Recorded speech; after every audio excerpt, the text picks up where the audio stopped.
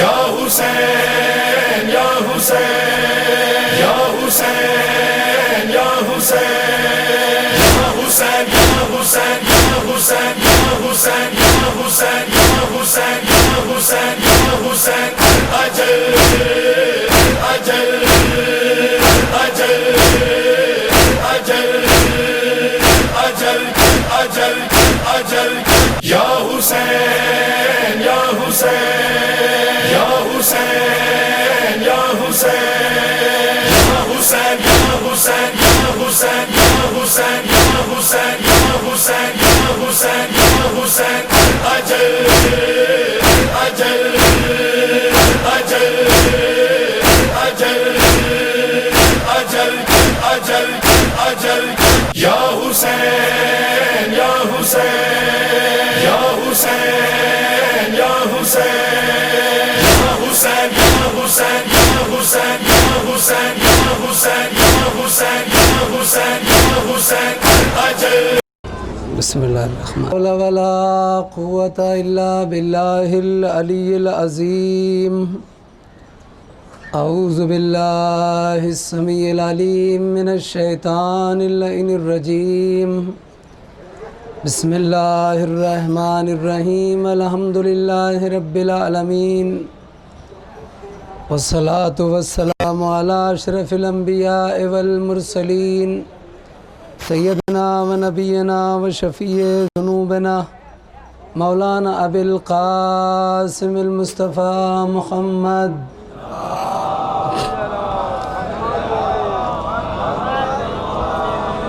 وعلی آلہ الطیبین الطاہرین المعصومین المظلومین ولعنت الدائمۃ علی اعدائہم اجمعین وغاصبی حقوقہم ومنکری فضائلہم من الآن الی قیام یوم الدین بسم اللہ الرحمن الرحیم قل لا اسألکم علیہ اجرا الا المودۃ فی القربى صلوات پڑھتے پر محمد و آل محمد۔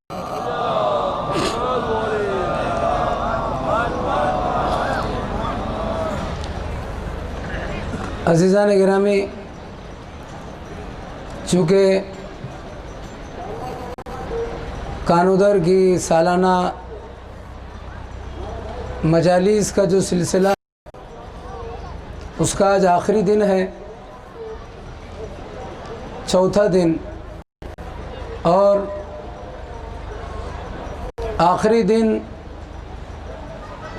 زائرین، حاضرین اور سامعین کے لیے اور عزاداروں کے لیے بہت اہمیت کا حامل ہوتا ہے کہ اب آئندہ سال انشاءاللہ تعالی زندہ اور سلامت رہے تو پھر اس روحانی پروگرام میں شرکت کریں گے۔ اور چونکہ روزانہ ایک مجلس ہوتی تھی صبح، لیکن آخری دن تھا تو 2 مجلس رکھی گئی، اور ہمارے لیے مسئلہ یہ ہے جس کو 12:20 تک یا 12:25 تک ختم کرنا ہے۔ میں یہ نہیں کہوں گا کہ میں کم وقت میں مجلس نہیں پڑھ پاؤں گا۔ آپ نے مجھ جیسے طالب علم کی ایک تقریر سنی ہے مجلس 2 روز اول پرسوں، اور جس آیت پر میں نے مجلس کو خطاب کیا ہے اس آیت کی تلاوت آج کی مجلس میں نہیں کی ہے، چونکہ اب مجھے جو بھی پڑھنا ہے وہ رات کی مجلس میں آپ حضرات کی خدمت میں بیان کروں گا۔ اور کیونکہ آپ 1.5 سے 2 گھنٹے سے بیٹھے ہیں، اور نفسیاتی اور سائیکولوجی طور پر کسی کو یہ احساس ہو یا نہ ہو، کم سے کم مجھے سر پر امامہ رکھے ہوئے یہ احساس ہونا چاہیے کہ بھئی جاہلوں کو احساس نہ ہو، عالم کو تو احساس ہونا چاہیے۔ لہذا جو کچھ کو سننا ہے وہ آپ رات میں سنیں گے۔ ظاہر سی بات ہے میں زور لگاؤں گا، نکالوں گا، مجلس پڑھوں گا، آیتیں پڑھوں گا، حدیث پڑھوں گا، تاریخوں کا حوالہ دوں گا، شیعہ سنی کتابوں کے نام گنواؤں گا، اور پھر آپ نعرے لگانا شروع کریں گے. کچھ لوگ گئے وہ واپس آئیں گے کہ مجلس زور پکڑ رہی ہے. اور پھر ممبر پر ذاکر کو، خطیب کو، مقرر کو، لیکچرر کو، شاعر کو تو سامعین سے داد چاہیے، واہ واہ چاہیے، نعرے چاہیے، لیکن اس پر کوئی تبصرہ نہیں کرنا ہے. میں بھی تبرہ پڑھتا ہوں، فضائل پڑھتا ہوں. ایسا نہیں ہے کہ ہم ذاکر نہیں ہیں تو ہمارے لیے تبرہ معاف. ظاہر سی بات ہے، جب ذاکر پڑھ سکتا ہے نا، تو پھر طالب علم یا علماء کیا کچھ نہیں پڑھ سکتے. لیکن آج کے اس مختصر وقت میں چونکہ 12 بج چکے ہیں اور 12:20 کو مجلس ختم کرنی ہے، میں کتنی بھی اچھی مجلس پڑھوں گا، ہندوستان نہیں پورے ورلڈ کا، پوری دنیا کا کتنا ہی بڑا ذاکر ہو، خطیب ہو، عالم ہو، مجتہد ہو، کتنا ہی بڑا ترم خان شعلہ بیان ہو، لکھنؤ کا، لندن کا، امریکہ کا، پیرس کا، بمبئی کا، گجرات کا، کانودر کا، اس سے یہ کہیے کہ مجلس پڑھے تب جب کوئی سننے والا نہ ہو تب پڑھے. کیا دیواروں کو سنائے گا؟ کھڑکیوں کو، پنکھوں کو، دروازوں کو؟ تو دنیا کا کتنا بھی بڑا ذاکر، عالم، خطیب، مجتہد، شاعر رہے، جب تک کوئی سننے والا نہ ہو. تو اب میرا یہ سنیے گا کہ آپ کو مجلس سننا نہیں ہے، آپ کو مجلس سمجھنا ہے. اور سننا بھی نہیں ہے، سمجھنا بھی نہیں ہے، عمل کرنا ہے. اور سننا، سمجھنا اور عمل نہیں کرنا ہے. آپ کو سننا ہے، جو نہیں ہے سنانا ہے. آپ کو سمجھنا ہے، جو نہیں ہے ان کو سمجھانا ہے. اور آپ کو عمل کرنا ہے، جو دور ہیں ان کو عمل کی دعوت دینی ہے. اور میرا ایک جملہ یہ بھی سن لیجئے کہ دنیا کا کوئی بھی انسان، اور خاص کر شیعہ مومن عزادار، اگر فرش عزا اور مجلس حسین سے کچھ نہ لے سکا تو دنیا کی کوئی جگہ ایسی نہیں ہے جہاں سے وہ کچھ پا سکے. یہ جگہ ایسی ہوتی ہے جہاں دنیا کی کامیابی بھی ملتی ہے، آخرت کے راستے بھی ملتے ہیں. یہی تو وہ درسگاہ ہے جہاں جنت اور جہنم کا فرق معلوم ہوتا ہے، حق اور باطل کا فرق معلوم ہوتا ہے، طہارت کیا ہے معلوم ہوتی ہے، نجاست کیا ہے معلوم ہوتی ہے، اللہ کیا ہے معلوم ہوتا ہے، شیطان کیا ہے معلوم ہوتا ہے. یہاں یہ معلوم ہوتا ہے کہ دنیا کیسی گزرنی ہے اور آخرت کے لیے کون سا سامان تیار کرنا ہے. اور اگر یہاں نہیں مل سکا تو دنیا کی کوئی اسکول، مدرسہ، کالج، یونیورسٹی کچھ بھی نہیں دے سکے گی. وہاں ایک لیسن ہوتا ہے، آدھے گھنٹے کا ٹائم ہوتا ہے، اس پر گفتگو نہیں ہوتی. یہاں 1 گھنٹے میں کتنے لیسن دے دیے جاتے ہیں. صلوات پڑھتے بارے محمد وآل محمد.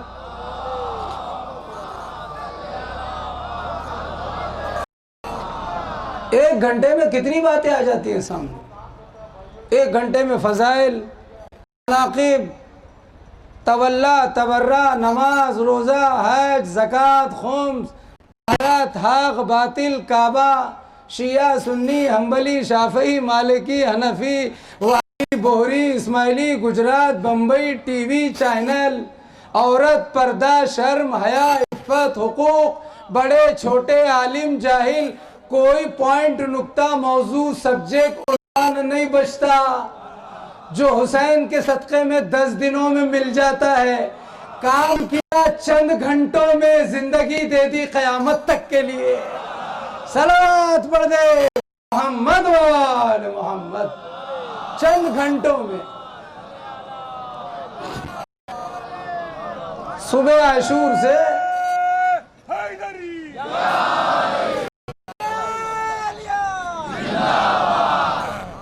چند گھنٹے، صبح عاشور سے عصر عاشور تک ایسا کیا کام کر دیا خدا کی قسم کہ انسان بیدار تو ہو لینے دو. ہر قوم پکارے گی ہمارے حسین. اتنا شعر ہے ہندوستان، پاکستان، بنگلہ دیش، ایران، ہر جگہ. یعنی شاعر نے کیا کہا؟ انسان کو بیدار تو ہو لینے دو، ہر قوم پکارے گی ہمارے ہیں حسین. یعنی اس کا مفہوم کیا ہے، خلاصہ کیا ہے؟ حسین کو وہی پکارے گا جو بیدار ہوگا. اب جو بیدار نہیں ہے وہ حسین کو نہیں پکارے گا. اور مجلس حسین بیداروں کے لیے ہے، غافلوں کے لیے نہیں ہے. اور ظاہر سی بات ہے، چند گھنٹوں میں بہت کچھ دیا. اور ایک خمسہ میں، عشرہ میں، 4 دن میں آپ نے کتنا. میں نے دیکھا، ذرا میری اپنی تھنکنگ الگ ہے اور سب کی الگ ہے، سوچ. اس کی وجہ کیا ہے کہ ہمارے سر پر بوجھ، ذمہ داری اور لوڈ ہے. میں کچھ کہہ رہا ہوں، بہت زیادہ ذمہ داری ہے. ایک عالم ہے، علامہ ہے، حجت الاسلام ہے، قبلہ حجت الاسلام والمسلمین، میرے بزرگ دوستوں میں سے ہیں، یا مجھ جیسا طالب علم ہے. اگر میں یہ عمامہ اتار لوں، ابا قبا، اسے اپنے کمرے میں رکھ دوں روم میں، اور پینٹ شرٹ کے گھوموں تو کیا حرام ہے؟ پینٹ شرٹ پہنوں میں آپ کی طرح، ٹی شرٹ پہنوں، مولانا پہنے تو کوئی حرام ہے؟ آپ کرتے ہیں کہیں بھی جو جائز مقام ہو، کوئی عالم بھی وہاں پر تو کیا حرام ہے؟ بتائیے. آپ روڈ کے اوپر پر کھڑے رہ کے سینڈوچ، پکوڑے، وڑا پاؤں کھائیں، مولانا عالم بھی کھائیں، جنرل بات ہے، تو کیا حرام ہے؟ گناہ ہے؟ آپ سائیکل چلائیں، مولانا بھی سائیکل چلائیں، حرام ہے؟ آپ لنگی پر گھومیں، مولانا بھی پر ٹہلتے رہیں، انصاف سے بتائیے، کوئی فتویٰ بتائیں، کسی کتاب میں بتائیں، حرام ہے؟ میں نے پہلی مجلس میں کہا تھا کہ ایران میں قم میں آیت اللہ شہاب الدین نجفی کی لائبریری میں 6 سے 6.5 لاکھ کتابیں ہیں. کتنا ہے اسلام، کتنے ہیں احکام، کتنی بڑی تاریخ ہے. تو کیا یہ حرام ہے؟ اگر کھڑے رہ کے راستے میں یہ بنانا، موز کھائیں، کیلا یا سنترے کھائیں، پکوڑے کھائیں، سائیکل چلائیں، لنگی پہ گھومیں، حرام ہے؟ آپ کیا کہیں گے؟ مولانا حرام نہیں ہے، مگر آپ کی شان کے خلاف ہے. یعنی نتیجہ کیا ہے؟ اگر علم آ گیا، تقوی آ گیا، روحانی آ گیا، تو اب شان بدل گئی. تو لباس کا کم سے کم ایک فائدہ یہ ہوتا ہے کہ اگر عام لباس یا سول ڈریس میں ہے تو پوری آزادی ہے، جو چاہے کر لیں. تو اس لباس کا ایک فائدہ یہ ہوتا ہے کہ کچھ نہ صحیح محمد کا لباس ہے، کم سے کم تمہیں گناہوں سے بچا لیتا ہے. چاہے وہ مکروہ حرام ہو، مکروہ پہ تو گناہ نہیں ہے. تو یہ لباس جو ہے یہ ذمہ داری ہوتی ہے، عامہ ہے، ٹائر نہیں ہے. میں کچھ کہہ رہا ہوں، امامہ پہیا یا ٹائر نہیں ہے، یہ امامہ ہے جو کوئی بادشاہ، راجہ، مہاراجہ یا کسی اسٹیٹ یا کنٹری ایم یا سی ایم، کوئی لیڈر اور نیتا اپنے ہاتھ سے نہیں رکھتا. اس امامے کو غیبت میں وہ سر پہ رکھتا ہے جو نائب امام کہلاتا ہے. میرا مجمع سمجھے میں کچھ کہہ رہا ہوں. اس امامے کو کون رکھتا ہے سر پر؟ نائب امام، حاکم شرع، مجتہد، جس کی آپ تقلید کرتے ہیں. وہ کوئی چھوٹا موٹا بڑا فقیر مولوی ملا نہیں، جس کی 70-80 سال کی زندگی قرآن، حدیث اور علم کے ڈھانچے میں گزر جاتی ہے، جسے دنیا کی جلدی خبر نہیں ہوتی کہ خواہشات ہیں. وہ اس امامے کو دعا پڑھ کر اس طالب علم عالمی کے سر پر رکھتے ہیں. ذرا اندازہ لگائیے گا، میرا مجمع متوجہ ہے. تو جب وہ رکھتا دعا پڑھ کے ایگزام اور امتحان لے کے پرکھے. کیوں؟ اس لیے اپنے آپ کو سوسائٹی میں چلا دینا بہت آسان ہے، لیکن لباس کو پہننے کے بعد سوسائٹی میں زندگی گزارنا بہت مشکل ہے.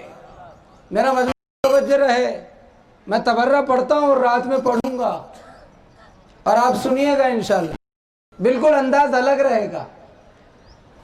تو یہ ذمہ داری ہے، یہ روحانی چیز ہے، یہ معنوی چیز ہے. اور اس ذمہ داری پر دوہری ذمہ داری ہے. جب یہ ذمہ داری منبر پر آتی ہے تو ذمہ داری اور بڑھ جاتی ہے، اور جب حیات میں آتی ہے تو ذمہ داری اور بڑھ جاتی ہے. لہذا جو پہلی مجلس میں نے آیت پر پڑھی تھی، اس آیت پر میں مجلس رات میں پڑھوں گا. ابھی جو آیت رکھی ہے وہ سنتے ہیں، آیہ مودت ہے. قُلْ لَا أَسْأَلُكُمْ عَلَيْهِ أَجْرًا إِلَّا الْمَوَدَّةَ فِي الْقُرْبَى. بس ایک جملے میں مجلس سن لیں میری، مجھے جواب دیجئے گا. آپ مجھے لگے کہ آپ سن رہے ہیں، سننا سمجھنا کرنا ہے، آپ کو کچھ لے جانا ہے، اور میں پوچھوں گا آپ سے کہ آپ کانوں تک کیا لے جا رہے ہیں. بہت سے لوگ اسکارف خرید رہے ہیں، کس کے لیے؟ بیوی کے لیے. بہت سے لوگ کوٹ خرید رہے ہیں، بہت سے لوگوں نے بہت ساری چیزیں خریدی. اسکارف، کوٹ، کیسٹ، جو کچھ خرید رہے ہیں یہ آپ کے علاقے میں بھی ملے گا. بمبئی میں ہے، لکھنؤ میں ہر جگہ ہے. آپ کیا لے گئے؟ ان 4 دنوں میں آپ نے کیا لیا؟ ہم نے دیکھا مجلس ہو رہی، ٹہلنے والے ٹہل رہے ہیں، گھومنے والے گھوم رہے ہیں. آدمی کو نماز کا ٹینشن نہیں رہتا، کھانا ختم ہو جائے یہ ٹینشن رہتا ہے نا. بھئی شریعت نے نیاز رکھی ہے، شریعت نے افطار رکھی ہے. پہلے ذکر حسین، پھر نیاز حسین، پھر روزہ، پھر افطاری. کتنے لوگ ہم نے دیکھے بمبئی میں کھچڑا نیاز میں، تو دیکھ کے پاس کھڑے ہیں 1.5 گھنٹہ. بھیا میں نے کہا تم کیوں 1.5 گھنٹہ مجلس سنو، پھر کھچڑا خود بخود ملے گا. کیا تمہارے بغیر گوشت گلے گا نہیں؟ کچا رہ جائے گا؟ یا تمہیں امام حسین نے خواب میں آ کے کہا ہے کہ کھڑے رہے تب نیاز نیاز رہے گی؟ بھئی آپ ذکر حسین سنو، وہ رازق ہے، رزق دے گا. اور جب مخالفین کو دے سکتا ہے تو حسین کے نام پر آیا ہے. جو اس کے اپنے نہیں ہے وہ انہیں دے سکتا ہے، تو اس کے چاہنے والوں کو کیوں نہیں دے؟ اس کے صدقے میں وہ سب کو رزق دے رہا ہے. مجھے کہنے دیجئے، حسین کے چہرے پر اصغر کا خون نہیں ملا تھا، کائنات کا رزق ملا تھا. نہیں سمجھے آپ؟ اگر ایک قطرہ گر جاتا تو اناج نہ اگتا، آسمان کی طرف پھینکتے تو بارش نہ ہوتی. انکار آسماں کو ہے راضی زمین نہیں، اصغر تمہارے خون کا ٹھکانہ کہیں نہیں. آواز آئی، قطرہ بھی آ گیا تو زمین سے قیامت تک اناج نہیں اگے گا. قطرہ اوپر آ گیا تو آسمان سے قیامت تک بارش نہیں ہوگی. زیارت عاشوراء کے دوسرے حصے میں ہم کہتے ہیں کہ پوری مخلوق تیرا صدقہ رزق کھاتی ہے. تو جو نمازیوں کو، دشمنوں کو، غیروں کو روٹی رزق دے سکتا ہے تو ان کو کیوں دے سکتا جو اس کے سجدہ گزار اور اس کے حسین کے ماتمدار ہیں؟ دے گا. کاش وقت ہوتا تو اس پر گفتگو ہوتی، لیکن ایک جملہ لیجئے گا اور میں مجلس کو ختم کروں گا. میں نے آیت کون سی رکھی ہے؟ آیہ مودت ہے نا مولانا علماء؟ اتنا نقطہ سن لیں آپ، چونکہ میرے پاس وقت بہت کم ہے. جو کچھ آپ سنیں گے انشاءاللہ رات کی مجلس میں، آپ جتنا کہیں گے میں پڑھوں گا، آدھا گھنٹہ، 1 گھنٹہ، 1.5 گھنٹہ. میں نے 1996 میں 96 میں جلال پور فیض آباد میں 10,000 کا مجمع تھا اور 3.5 گھنٹے مجلس پڑھی تھی بے حمدی. اور بار بار وہاں جانا ہوتا ہے، پہلی مرتبہ آپ کی خدمت میں حاضر ہوا. مودتا فی القربہ، قل کہہ دو لا اسألکم، کون کہہ رہا ہے؟ اللہ کہہ رہا ہے محمد سے، بس اتنا ہی جملہ اور مجلس ختم۔ لا اسألکم، اللہ کہہ رہا ہے اے محمد، کس سے کہو؟ مسلمانوں سے، امت سے۔ یہ امت جو 73 فرقوں میں آج ہو رہی ہے، نہ جانے کتنے فرقے ہیں، 73 فرقے۔ رسول کی حدیث ہے کہ موسیٰ کی امت 71 فرقوں میں ہوگی، عیسیٰ کی امت میں 72 فرقے ہوں گے، اور میری امت 73 فرقوں میں تقسیم ہو جائے گی، جس میں ایک فرقہ جنتی ہوگا، باقی سب جہنم میں جائیں گے۔ اور یہ میں نہیں کہہ رہا ہوں، یہ طاہر قادری پاکستان سے کیو ٹی وی پر کہہ رہے ہیں، ڈاکٹر ذاکر نائک اپنے چینل سے کہہ رہا ہے، شیعہ سنی کتابیں کہہ رہی ہے، سارے فرقوں کو اقرار ہے کہ ایک فرقہ جنتی، باقی سب جہنمی۔ یہ جملہ ذہن میں رکھ دیجئے گا، یہ نبی نے کہا اور سارے مسلک کے علماء پڑھ رہے ہیں، ایک فرقہ جنتی، باقی سب جہنمی۔ لیکن کون سا جنتی ہے یہ رسول اللہ نے نہیں کہا۔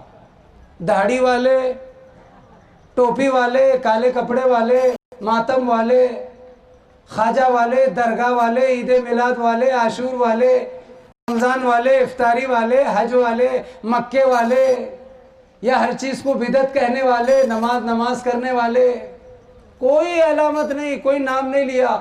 73 ہوں گے، ایک جنتی، باقی سب جہنم میں۔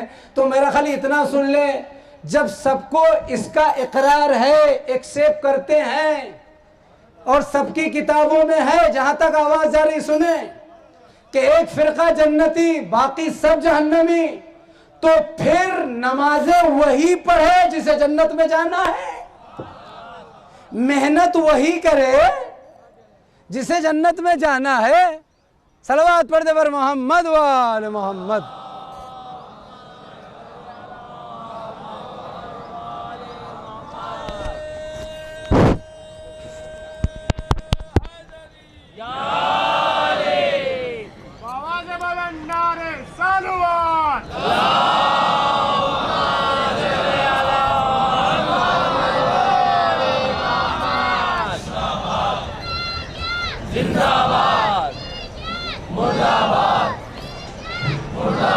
تو پانی دی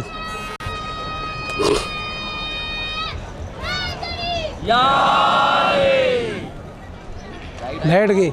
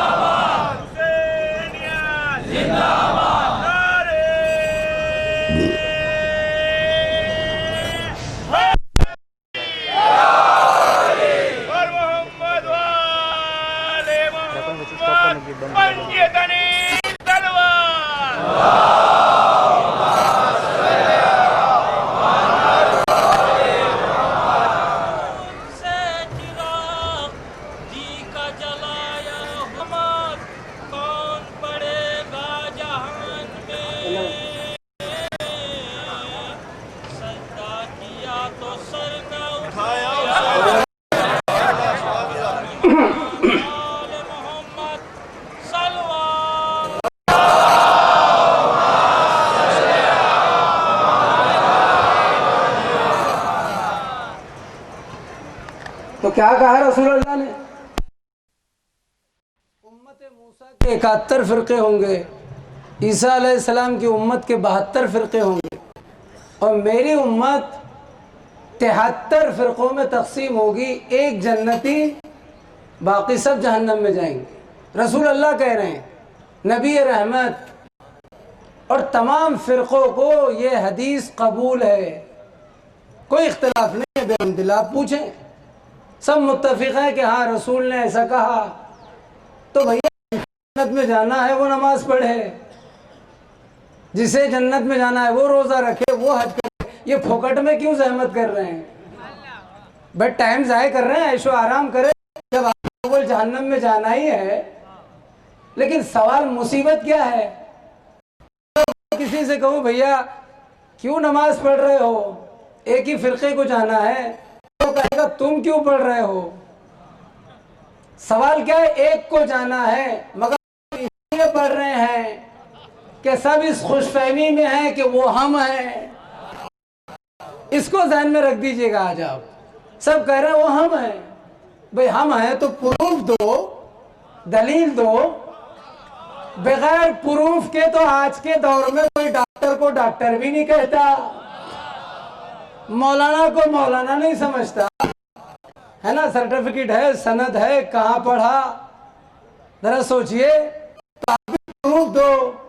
یہ کوئی پولیٹکس کی کرسی نہیں ہے، کوئی محل فلیٹ اور بنگلوں کے بٹوارے نہیں ہے، یہ جنت ہے، ایک بار ملتی ہے نہیں، اور ایسی جگہ ہے جس کے لیے سب تڑپ رہے ہیں۔ کہا تم نماز پڑھو جنت کے لیے، روزہ کیوں جنت کے لیے، حج کیوں جنت کے لیے، اتنی لمبی چوڑی داڑھی کیوں جنت کے لیے؟ اور ظاہر سی بات ہے یہ سب کچھ کیوں جنت کے لیے؟ تو کہا رسول کو جانا ہے۔ یہ ذرا ذہن میں رکھیے، میں وقت نہیں لوں گا آپ کا۔ اور کسے جانا ہے؟ کسے جانا ہے؟ باتیں بہت ساری ہے، تصدیق کریں گے۔ اور آج اتنا سن لیجئے گا، میں یہ نہیں کہوں بس اتنا ہم جائیں گے۔ کہا تم کیوں جاؤ گے؟ کہا میں بہت ٹائم جو ہے خواجہ کی درگاہ پہ دیتا ہوں، نماز بھی پڑھتا ہوں، یہ تمہاری دلیل۔ کہا تم کیوں جاؤ گے؟ کہا تم نماز نہیں پڑھتے، میں 5 ٹائم نماز پڑھتا ہوں۔ کہا تم کیوں جاؤ گے؟ کہا میں نے داڑھی رکھی، تم داڑھی نہیں رکھتے۔ میرا مجمع متوجہ رہے۔ لیکن رسول اللہ نے کوئی نشانی، کوئی علامت کسی فرقے کا نام نہیں لیا، ایک فرقہ جنتی۔ تو مجھ سے بمبئی میں پوچھا گیا، مولانا ثابت کیجئے کہ کون سا فرقہ جنتی ہے۔ جہاں تک آواز جا رہی سنیں، بس اتنا جملہ سن لیں، میرے علماء تصدیق کریں گے کہ پیغمبر حدیث رسول کا قول ہے کہ کوئی بھی تمہیں حدیث اگر ملے، کوئی بھی حدیث جو تم تک پہنچے، اگر وہ حدیث قرآن کے مطابقت نہ ہو، وہ حدیث قرآن کی مطابقت نہ کرے، مماثلت نہ کرے، یعنی قرآن کچھ کہہ رہا ہو، ہماری حدیث کچھ کہہ رہی ہو، تو حدیث کو اس راوی کے منہ پہ دے مارو، وہی حدیث ایکسپٹ کرو جو قرآن سے ملتی جلتی ہو۔ ایسا نہ ہو کہ اللہ کچھ کہہ رہا ہو اور حدیث کچھ کہہ رہی ہو، کیونکہ ہم نہیں ہوں گے، حدیثیں پہنچیں گی۔ یہ جملہ ذہن میں رکھیں۔ کون سے فرقے کو جنت میں جانا ہے؟ رسول اللہ نے کہا ایک فرقہ جنتی، باقی سب جہنم میں جائیں گے۔ بھئی وہ عیسائی، وہ کرسچن، وہ یہودی، وہ ہندو جو اسلام میں آنا چاہتا ہے، ایڈمیشن لینا چاہتا ہے، لیکن حدیث کو دیکھ کے ٹھہر گیا، یہاں تو 73 جھنڈے، 73 دکانیں ہیں، مجھے وہ دکان اور راستہ چاہیے جو جنت کی طرف جاتا ہو۔ اچھا مال ہے جیسے مارکیٹ میں ہوتا ہے، گراہکوں کو کھینچا جاتا ہے، کہاں جائے گا وہ کہاں جائے کہ تمہارے رسول نے کہا ایک فرقہ جنتی، باقی سب جہنم میں۔ یہاں تو 73 دکانیں ہیں، تو مجھے جنت ہے۔ میرا مجمع سنیں، صرف 2 چیز دے رہا ہوں، مجلس ختم کر رہا ہوں۔ تو میرا چیلنج ہے تمام شیعہ سنی، تمام عالم اسلام کے مسلمانوں کے فرقے کو کہ شروع سے لے کر آج تک، آج سے لے کے قیامت تک سنیں میرا مجمع، اور اس کے بعد پھر جو آپ کو کرنا ہے کریں، نعرہ لگانا ہے لگائیں۔ یہ بتائیں کہ پہلی چیز کون سا فرقہ جنتی ہے؟ सवा लाख असहाब रसूल अल्लाह के गदीर में थे। मैं कुछ कह रहा हूं, रसूल, असहाब रसूल, आले रसूल और किताब खुदा कुरान, यही मसला है। रसूल, कुरान, असहाब।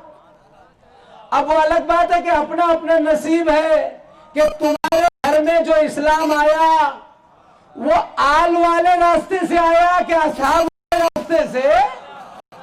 जुमले को पलट कर कह दो कि तुम्हारे घर में जो इस्लाम है, हदीस है, जो है, जो रोजा है, जो हज है, जो शरीयत है, जो अहकाम है, जो तरीके है, वो मासूम रास्तों से है या गैर मासूम? मजमा जुमला जहन में रखे। अब जिसे मासूम से मिला है तो समझ लो जो मासूम के रास्ते से मिला तो उस चीज में गलती और खता नहीं है, और जो गैर मासूम रास्ते से मिला है उसमें गलतियां हैं, खताएं हैं।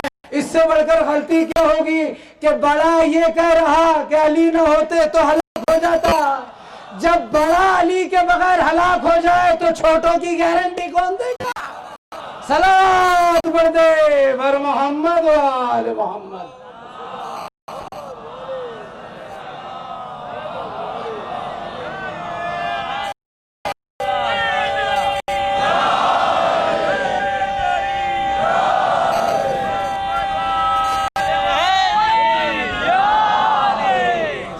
दो जुमले सुन लीजिए, मैं जल्दी जल्दी बयान कर रहा हूं, बातें बहुत सारी हैं। रात की मजलिस में जो कुछ पढ़ना है पढ़ूंगा। जब वही कह रहे हैं अली ना होते तो मैं हलाक हो जाता, लौला अलीयुन, तो जब वही हलाक हो रहे हैं बड़े, तो इनको कौन बचाएगा? तो अली के बड़े हलाक हो रहे हैं तो हमें क्या पागल कुत्ते ने काटा है कि हम अली को छोड़ के उधर जाए जो हलाक है? जो खुद हलाक है वो तुम्हें क्या बचाएगा? हमने ऐसों का दामन थामा है जो तुम्हारे बड़ों को नहीं, जिसने आदम को भी बचाया है, मूसा को भी बचाया है, ईसा को है, इब्राहिम को बताया है। तो सुन लो, जिसकी मदद के जिब्रील से लेकर अंबिया तक सब मोहताज है, तो क्या हम बेवकूफ हैं कि माए अपने दूध में उसकी विलायत पिलाए और हम इधर उधर भटक जाए? अरे हमारी तो सबसे बड़ी दुआ होती है। इतनी बड़ी दुआ किसी शिया की ये नहीं होती। सबसे बड़ी दुआ ये होती है, परवरदिगार खातिमा ईमान पर हो। बंगला छिन जाए, नौकरी छिन जाए, ऑफिस छिन जाए, पैसा चला जाए, प्रॉपर्टी चले जाए, बेटा मर जाए, जो चीज छिन जाए वो मिल जाएगी, मगर मोहब्बत अहले बैत चली गई। तो सबसे बड़ी दुआ होती है खातिमा ईमान पर हो। परवरदिगार जिस अली की मोहब्बत पर पैदा किया, उसी अली की मोहब्बत पर मौत अता कर। के कहे शान से आए हैं तेरी मोहब्बत पर, जाएंगे तेरी मोहब्बत पर। सुने, उलमा तस्दीक करें, मोहब्बत अहले बैत पर पैदा कमाल नहीं है, मोहब्बत अहले बैत पर मरना कमाल है। अरे हुर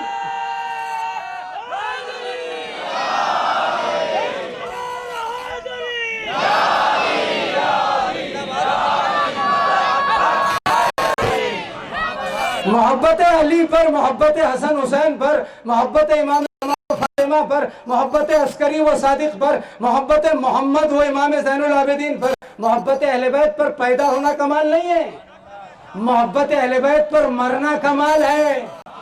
अरे हुर हुर हुर आया था किसकी मोहब्बत पर, गया। आया था किसकी मोहब्बत पर, गया किसकी मोहब्बत पर।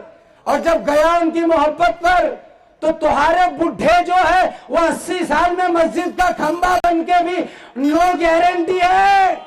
वो एक रात में आया तो रुमाल भी ले गया, और एक रात में किसी माँ ने बच्चा पैदा नहीं किया सिवाय हुर के जो जन्नत ले गया। और मुझे कहने दो, जन्नत बाद में मिले ना मिले, हुसैन ने अपने साथियों को दुनिया ही में जन्नत सलात पढ़ दे बर मोहम्मद व आले मोहम्मद। एक रात में जन्नत ले गया, एक रात में रूमाले फातिमा, तड़प के तड़प जाए मक्के का इमाम, मर के मर जाए कारी कुरान। कितनी भी लंबी धाड़ी रख ले, पैजामा पहन ले, ऐसी धाड़ी मत रखना कि म्युनिसिपैलिटी की जहमत खत्म हो जाए। ذرا سوچو انچوں میں رکھی جاتی ہے میٹروں میں نہیں. ذرا سوچئے ایک رات میں لے گیا حر کے معنی کیا ہے؟ آزاد. حر معنی آزاد. حسین سے قریب ہوا تو یہاں بھی آزاد ہو گیا وہاں بھی آزاد ہو گیا. اور ظاہر سی بات ہے کون ہے آدم سے لے کے قیامت تک جو ایک رات میں کسی کو جنت دلا دے؟ وہی تو دلا سکتا ہے جو سردار جنت ہو.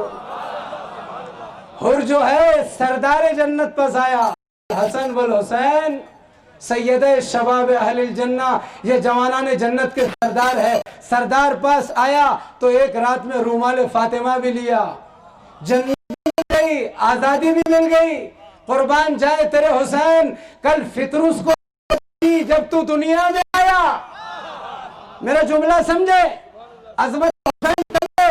حسین 3 شعبان کو آئے تو ملک کو آزادی دی، اور جب دنیا سے جانے لگے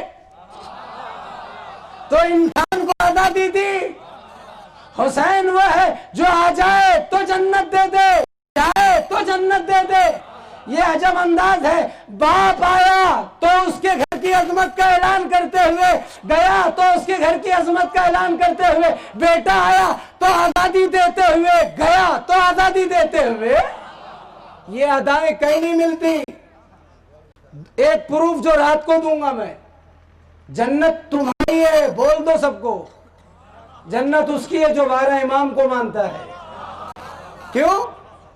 اس کی وجہ یہ ہے کہ آدم سے لے کے قیامت تک جھوٹے منہ کسی مولوی ملا ذاکر خطیب مفتی مجتہد عالم پڑھے لکھے جاہل سے کسی لائبریری کتاب میں دیوبند کا ہو، بریلوی کا ہو، اجمیر کا ہو، بہار کا، یوپی کا، لکھنؤ کا، بمبئی کا، کانودر کا، گجرات کا، ایران کا، عراق کا، مصر کا، نجف کا، سیریا کا، دمشق کا، کہیں کا بھی کوئی امامہ پگڑی ٹوپی شیروانی کتنا ہی ترم خان ہو کہ چیلنج سے کہہ دے بتا دے.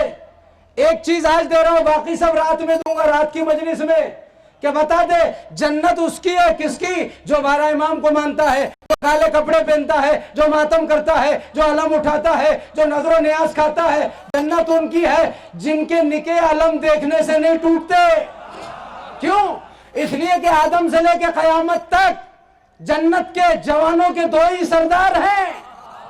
میرا مجمع سنے، رات کو سب کچھ کہوں گا. 2 ہی سردار ہیں، الحسن والحسین.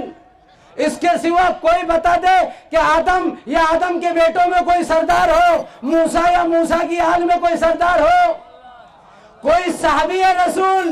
جنت تو دور کی بات ہے، کہیں ادھر ادھر کی بھی سرداری کے لائق نہیں ہے.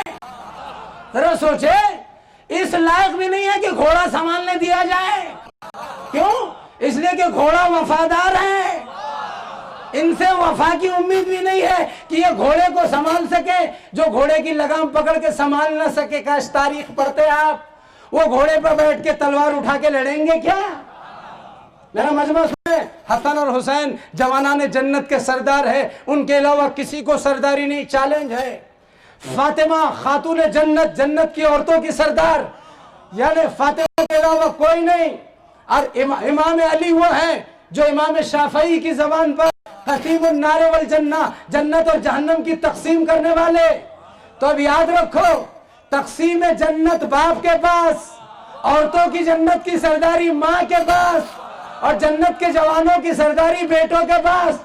تو بس سن لے، بڑی دلیل رات میں دوں گا قرآن سے، لیکن اتنا سن لے، اب تمہیں جہاں جانا ہے جاؤ، ہم وہاں جائیں گے جہاں سردار جائیں گے.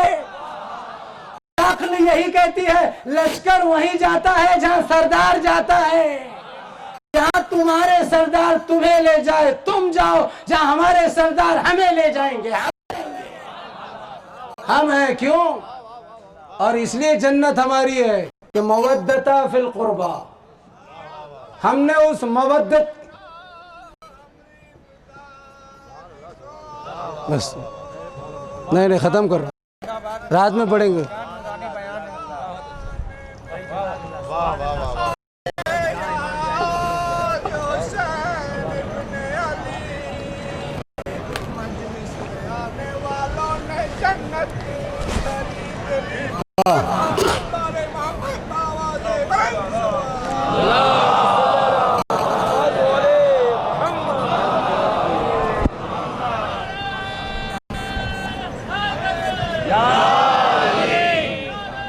سردار جائے، جہاں سردار جائے گا لشکر جائے گا، جہاں تمہارے سردار جائے وہاں تم جاؤ، جہاں ہمارے سردار جائیں ہم جائیں گے۔ اور سوچو اگر تم سرداروں کا ماتم نہیں کر کے بھی جنت میں جا سکتے ہو، سرداروں سے محبت نہیں کر کے بھی جانے کی یقین رکھتے ہو، ہاں تو پھر ہم تو وہ ہیں جو مودت کے تقاضوں کو پورا کرتے ہیں۔ اور اللہ نے اس آیت میں کیا کہا ہے؟ خلی مجمع کہہ دے، کیا کہا؟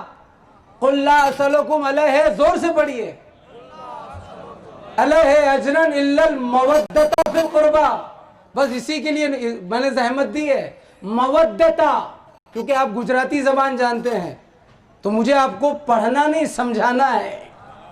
پڑھتے تو سب ہے، سنتے آپ ہیں، لیکن سمجھانا ہے۔ قرآن نے کیا کہا؟ مودت، مودت اور محبت دونوں عربی ہیں، محبت بھی عربی اور مودت بھی۔ پھر اللہ نے مودتا فی القربہ کیوں کہا؟ محبتا فی القربہ نہیں کہا؟ ہم محب اہل بیت ہیں، یہ عربی کا کھیل ہے، یہ عربی گرامر ہے، یہ عربی کا فرق ہے۔ عربی میں زیر زبر کا فرق ہو گیا تو معنی بدل جاتے ہیں، ہے نا؟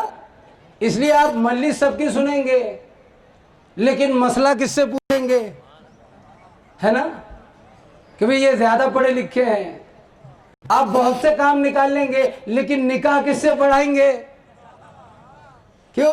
بھئی عالم ہے، امامہ ہے، حجت الاسلام ہے، ایران نجف سے ریٹن ہے تو یہ عربی پڑھے ہوئے ہیں، گرامر سے واقف ہے۔ میرا مجمع سمجھے؟ محبت اور مودت دونوں عربی لفظ ہیں، عربی کے لفظ ہیں، انگلش کے نہیں، اردو کے نہیں، فارسی کے نہیں۔ لیکن اللہ نے کہا مودتا فی القربہ، نبی کے قرابت دار آل اہل بیت کی مودت، اور مودت کے معنی ہم کیا لیتے ہیں؟ محبت۔ محبت بھی عربی، مودت بھی عربی، چھوٹا سا فرق ہے، خالی سمجھنا ہے۔ میں اپنے والدین سے محبت کرتا ہوں، آپ اپنے ماں باپ سے محبت کرتے، مودت نہیں۔ آپ اپنے بچوں سے محبت کرتے، مودت نہیں۔ دوست دوست سے محبت کرتا ہے، مودت نہیں۔ پیسے سے انسان محبت کرتا ہے، ابھی اس کی ڈیپ میں نہیں جانا ہے۔ یعنی ہر انسان ہر چیز سے کیا کرتا ہے؟ محبت۔ بیوی سے، شوہر سے، بچوں سے، ماں باپ سے، دوستوں سے، بھائیوں سے، بہنوں سے محبت ہے۔ ہر مذہب میں، ہر دھرم میں، ہر سماج میں، ہر سوسائٹی میں، ہر معاشرے میں، ہر کمیونٹی میں محبت ہے۔ لیکن کچھ ہستیاں ایسی ہیں کہ اللہ نے کہا سب کے لیے محبت، یہ وہ ہے جن کے لیے مودت۔ تو فرق کیا ہے؟ پوچھو سستانی صاحب سے، پوچھو آغا خوئی اور خمینی سے، پوچھو ناصر مکارم شیرازی سے، پوچھو حجت الاسلام والمسلمین آغا اشفاق سے، یہ مودت اور محبت میں فرق کیا ہے؟ تو میں نے قم میں مجتہدین سے پوچھا تو چھوٹا سا جواب ملا، کم محبت بھی محبت کے معنی دیتا ہے، مودت بھی محبت کے معنی دیتا ہے۔ آواز سنے جہاں تک سمجھا رہا ہوں میں، سنے میں اس کی مثال دیتا ہوں۔ بسم اللہ پڑھتے ہیں آپ؟ بسم اللہ الرحمن الرحیم، رحمان کتنے بار ہے؟ رحم کتنے بار ہے؟ بولیے، 2 بار۔ مجھے لگے کہ آپ سمجھ رہے ہیں اس لیے بولیے۔ رحمان اور رحیم دونوں کے معنی کیا ہیں؟ رحم کرنے والا۔ تو پھر خالی بسم اللہ الرحمن پڑھے، رحیم کیوں؟ بسم اللہ الرحیم پڑھے، رحمان کیوں؟ کا معنی کے اعتبار سے دونوں کے ایک ہی ہے، رحم کرنے والا، مہربان۔ کا پھر رحمان اور رحیم میں فرق کیا ہے؟ کا رحمان اس رحمان کو کہیں گے جس کی رحمت دنیا میں عام ہے، یہ کھانا عام ہے، خاص نہیں۔ میرا مجمع سمجھے؟ وہ کمرہ علماء کے لیے خاص ہے، یہ جو ٹینٹ ہے یہ عام ہے۔ رحمان یعنی جس کی رحمت عام دنیا میں، اور رحیم مانے جس کی رحمت خاص مرنے کے بعد۔ دنیا میں رحمان ہے، رحمت عام ہے، مرنے کے بعد قیامت میں رحیم ہے، رحمت خاص ہے، عام ہے، رحمان رحمت. تو جو نماز پڑھے نہ پڑھے اسے بھی روٹی، جو کلمہ پڑھے نہ پڑھے اسے بھی روٹی. بارش سب کو ملے گی، اناج سب کو ملے گا، کافر مشرک منافق مسلمان شیعہ سنی. لیکن رحیم کی رحمت اس کے لیے ہے جو ایمان کے ساتھ آئے گا. بس یہی تھوڑا فرق سمجھ لے کہ محبت جو ہے وہ ہے عام. نہیں سمجھا میرا مجمع؟ اور مودت بھی محبت کے معنی ہے، مودت ہے خاص. لیکن جملوں کو میں ایسے نہیں سمجھاؤں گا، پوری مجلس کامیاب ہوگی میری چھوٹی سی. محبت اور مودت میں یہی فرق ہے. رحمان عام رحمت اللہ کی اور رحیم خاص رحمت اللہ کی. رحمان رحمت سب کے لیے، رحیم علیکم السلام رحمت خاص ہے ایمان صاحبان ایمان کے لیے. ظاہر سی بات ہے قیامت میں سب کو رحمت نہیں ملے گی، جو اس کے اپنے ہوں گے ان کو ملے گی. یہاں پیدا کیا ہے تو سب کو رحمت دے رہا ہے. یہی فرق ہے جو رحمان اور رحیم میں، یہی فرق ہے محبت اور مودت میں. اس نے آل محمد کی مودت مانگی، اس کی وجہ یہ ہے کہ محبت عام ہے، مودت خاص ہے. لیکن ابھی سنیں فرق کیا ہے. مجتہد نے کہا ایران میں کہ فرق یہ ہے محبت اس محبت کو کہتے ہیں جسے مٹنا ہے، فنا حاصل ہے، اور مودت اس محبت کو کہتے ہیں جسے بقا حاصل ہے. آپ جس سے محبت کر رہے ہیں سب کو مٹنا ہے، لیکن علی اور حسین کو مٹنا نہیں ہے. صلوات پڑھ دے بر محمد و آل محمد. انہیں بقا حاصل ہے.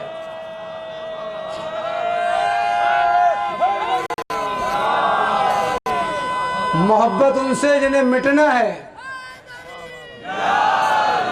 اور مودت ان سے جن کو بقا حاصل ہے. ان کو بقا حاصل ہے، سب کو فنا حاصل ہے. سب فنا ہے، مٹنے والے. اہل بیت وہ ہیں جنہیں بقا ہے. یہاں جب تک ہیں تو ہم ان سے محبت کرتے ہیں. اب ہم مر گئے قبر میں چلے تو مودت شروع ہو جاتی ہے. اور یہ کہاں کہاں آتے ہیں؟ یہاں سے آغاز ہوتا ہے. قبر میں یہ ملیں گے، صراط پر یہ ملیں گے، مرصاد پر یہ ملیں گے. جو ان کو مل کر پار ہو وہ جنت میں. ذرا سوچے، اتنی چوکیاں پار کرنا ہے، یہ ملیں گے. وہ مودت ہے جسے بقا ہے. اہل بیت کو بقا ہے اور آل محمد کو چھوڑ کر سب کو فنا ہے. سب مٹ جائیں گے. یہ وہ ہے، بس جملہ کہنے دیں، یہ کل تھے جب کچھ نہ تھا، اور یہ کل رہیں گے جب کچھ نہ رہے گا. یہ نور سے پیدا ہوئے، سب مٹی سے پیدا ہوئے. اور پھر تم خوش نصیب ہو کہ تمہیں اللہ نے وہ رہبر دیا جو نور سے بنا. باقی سب کے رہبر مٹی اور خاک سے بنے. انبیاء بھی مٹی سے بنے، پیغمبران. لیکن 12 امام 14 معصومین اللہ کے نور سے بنے. تمہارا رہبر نوری ہے، سب کے رہبر خاکی ہیں. تو جیسا رہبر ویسی قوم ملت، ویسا شیعہ ہو. جیسے رہبر ہیں اور ایسے رہبر ہے، خدا کی قسم. یہ تو سمجھانے کے لیے باتیں کہتے ہیں ذاکرین، ذہنوں میں ڈالنے کے لیے. مولانا نے ابھی جو پڑھا نا سند غلامی، عبداللہ ابن عمر کا واقعہ. عبداللہ کہہ رہے تھے نا مولانا شفیق صاحب، غلام زادہ کہہ دیا چٹھی پہ لکھ کے لا. یہ ہماری شیعہ روایت نہیں ہے، یہ اہل سنت والجماعت سنی بھائیوں کی روایت ہے. اور کلیئر پڑھنے میں کیا ہے؟ جب انہوں نے لکھا ہے، ہمارے بھائیوں نے، ہمارے سنی بھائیوں کی روایت ہے یہ، کہ انہوں نے کہا تھا حضرت عمر نے، کہ انہوں نے ایسا کہا، ابے بیوقوف جا چٹھی پہ لکھ لا اور میرے کفن میں ڈال دے، تاکہ میرے لیے سند بن جائے، تاکہ میں بتا سکوں کہ دیکھو میں ان کا غلام ہوں. لیکن یہ ہماری نہیں ہے. اگر یہ غلام ہو گئے تو ہمارا کیا ہوگا؟ اتنے سستے غلام. سلمان فارسی ڈنڈا اٹھائیں گے، ابو ذر ہم ایمان کے 10ویں درجے پر رہ کے بھی غلام، اور یہ کچھ نہیں یہ بھی غلام۔ کئی دروازے گرانے والے بھی غلام ہوتے ہیں۔ غلام دروازہ گراتا ہے، بیٹے سے چٹھی لکھوا رہا ہے، ماں پر دروازہ گروا رہا ہے۔ یہ تو ادھر کی روایت ہے، تاکہ اب کنفیوژن نہ ہو۔ یہ چیزیں پڑھتے ہیں ذاکرین، ہمارے اللہ ذاکرین کو سلامت رکھے، علماء کو۔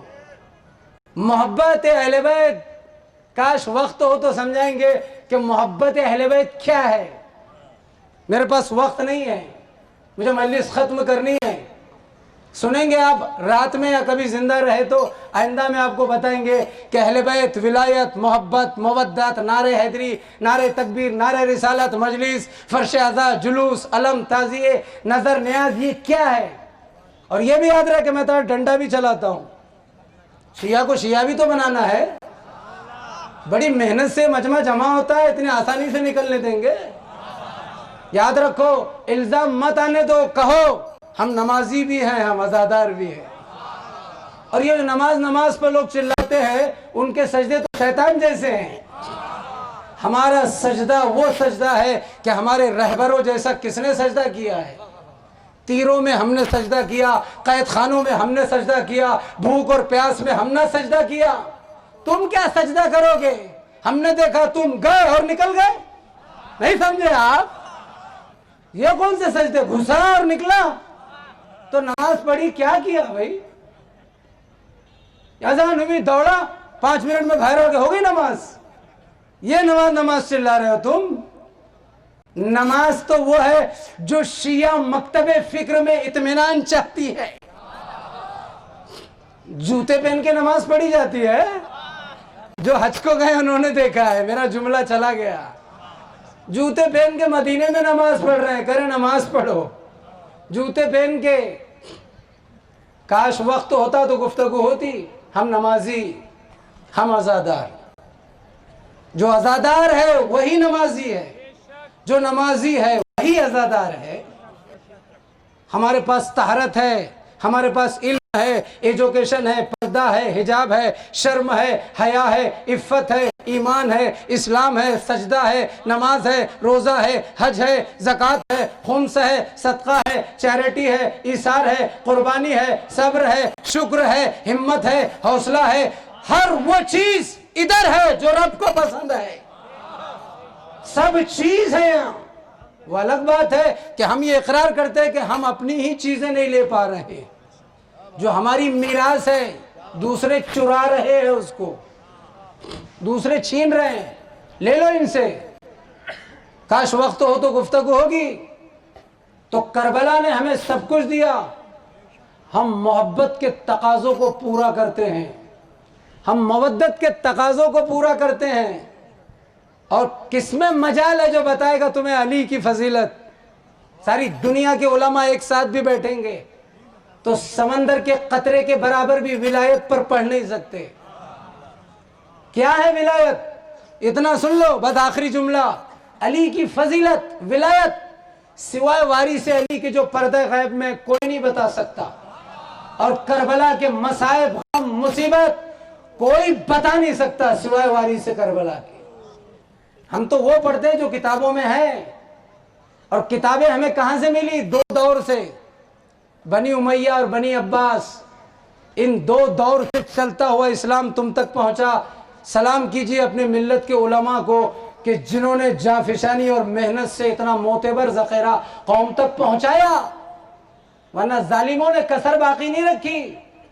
غدیر کو غائب کر دیے تھے، کربلا کو بھی غائب کرتے تھے، لیکن بہت بڑے سبب ہے اس کے پیچھے، ریزن ہے۔ آج کانودر کے اس عظیم اجتماع کا آخری دن ہے، دوپہر میں مجلس ہوگی، مولانا پڑھیں گے، رات میں مجھ جیسا طالب علم پڑھے گا، اور اس کے بعد خندق کا ماتم ہوگا۔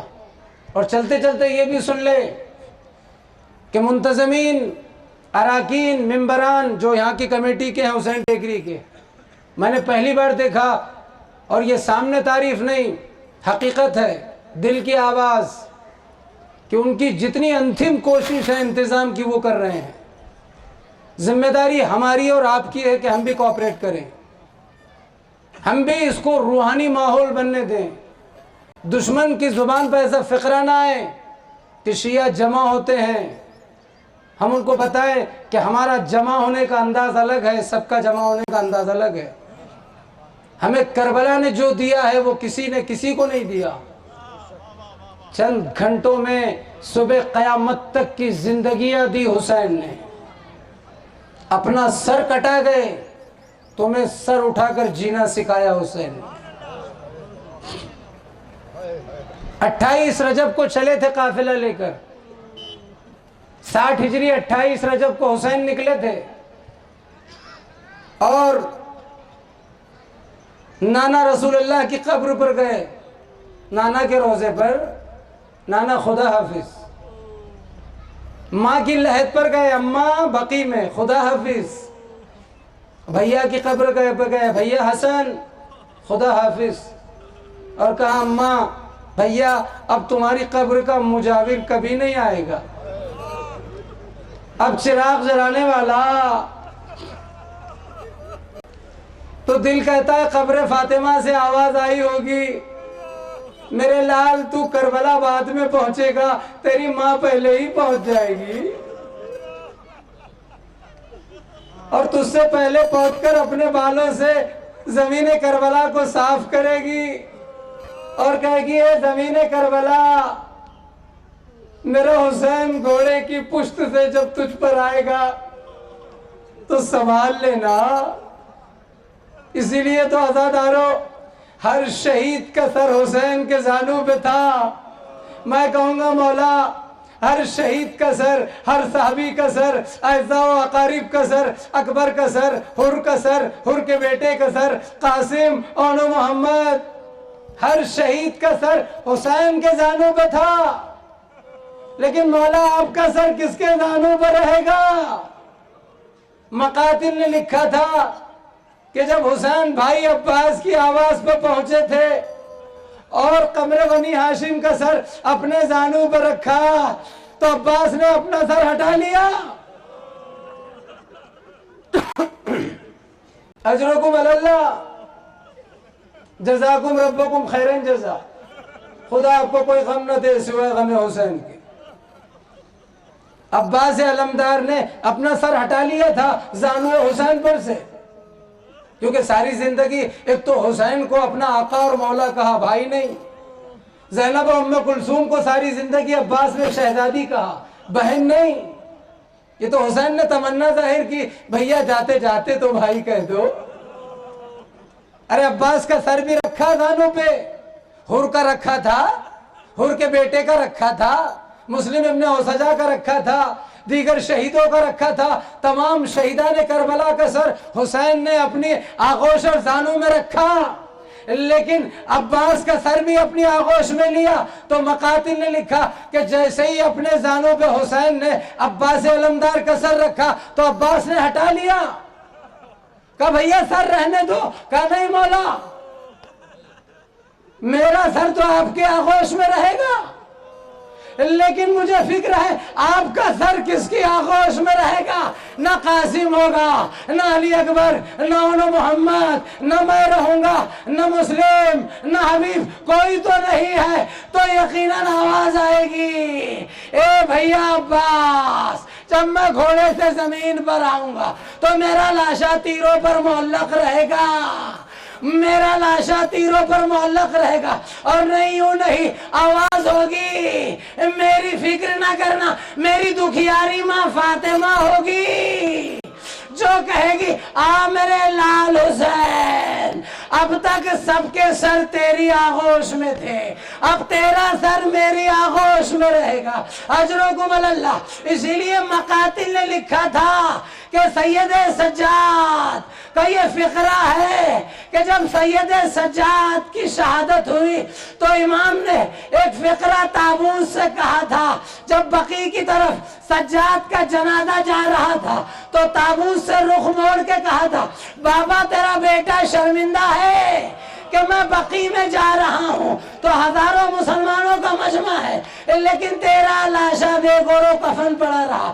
تیسرے دن میں نے اجازت امامت سے دفن کیا تو کوئی نہ تھا، ہاں جب تجھے قبر میں لٹایا تو 2 ہاتھ نمودار ہوئے، آواز آئی لا سجاد، ہماری یا امانت کو حسین ہمارے حوالے یا حسین یا حسین یا حسین یا حسین یا حسین یا حسین یا حسین یا حسین یا حسین یا حسین یا حسین یا حسین یا حسین یا حسین